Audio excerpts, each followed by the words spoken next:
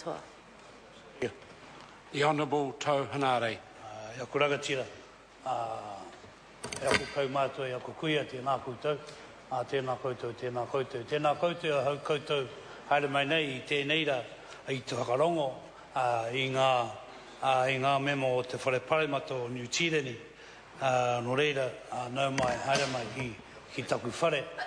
No reira, tēnā koutou, tēnā koutou, tēnā koutou katoa. Most of the speakers here have some relationship with Te Tauihu. I too have a relationship with Te Tauihu. One of my flatmates was from there.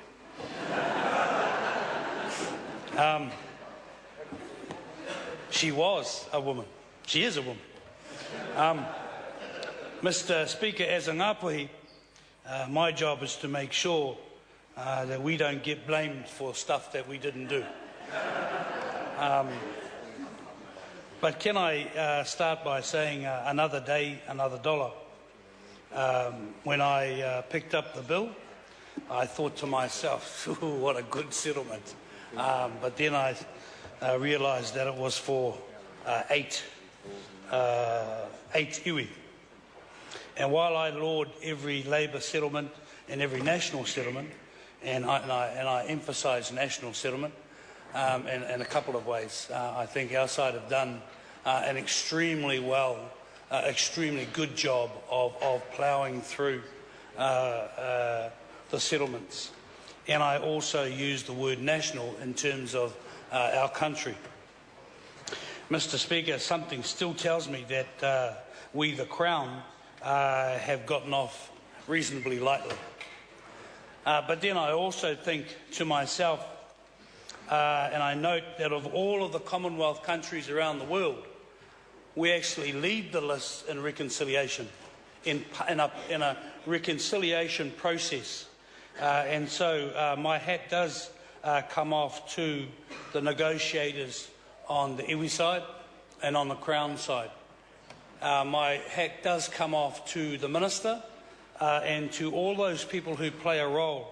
And yes, there is legs in the old dog, Paul Swain, who is an opposition member of Parliament. I had a lot of time for and still do. And it is good to see that the skills that we learn here can be used by everyone when we do leave here. I was ploughing through the bill looking for an apology from the Marlborough Express, but I couldn't find one. And I suppose, you know, when we sit down and we do these settlements, and we think only last week a media organisation decided to use their editorial power, because that's what it is, it's power, to poke fun at this country's Indigenous people. And I want to say, and put on record in the Hansard of the House, that I find the actions of the Marlborough Express and also the Christchurch Press to be utterly disappointing. Mr. Speaker, I want to name a few things and put it into this context. Wounded Knee, Cochise, Geronimo, Chief Joseph, the Trail of Tears and Sitting Bull. Those are all names of places and people who have been memorialised not only in the United States but also around the world. I wonder why we don't memorialise our own Indigenous people. I wonder why we don't memorialise the areas of significance to this nation. And there are areas of significance throughout all of our nation. And I won't go into them because that might condemn me to talk about my Ngāpuhi heritage too much, and I don't want to get into that area. But I do think that as part of the reconciliation process, this has to be the first part. This has to be where we go in terms of reconciling our past. And I love the fact that my colleague and my friend, the Honourable Nanaia Mahuta, said it's not about rewriting history, but it's about correcting history. And that concept of history that we, in our school years, in our formative years in the education system, didn't learn about all of this. And that's another part that I hope that one day this country can bring itself to actually memorialise and educate our next generations about what actually happened, to who and by whom, and the reason why we're all here. And I think if we get to that space, sir, that would be great. A promise from me as the chairperson of the Māori Affairs Select Committee. And make no mistake, these days are what I live for in this House. It's not about a taxation bill or an industrial relations bill or whatever. Those are boring stuff. That's boring stuff, although they have to happen. This is what gets me going, because it shows that our nation is a nation of leaders throughout the world on Indigenous issues. And we can pat ourselves on the back and we can say congratulations to each and every one of us. I know, I agree with my colleague from the Greens that it ain't enough. But just like anything, it will never be enough. The sentence will never ever be enough in a crime that happens in our community.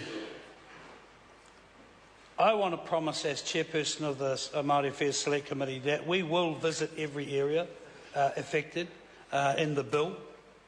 We will listen. We will have fun. We will have laughter. There will be tears of joy, tears of sadness. But that's part of the reconciliation process.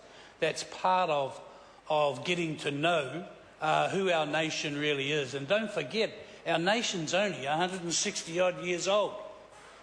And so we still have time to fix what is to come and make this a truly bicultural nation.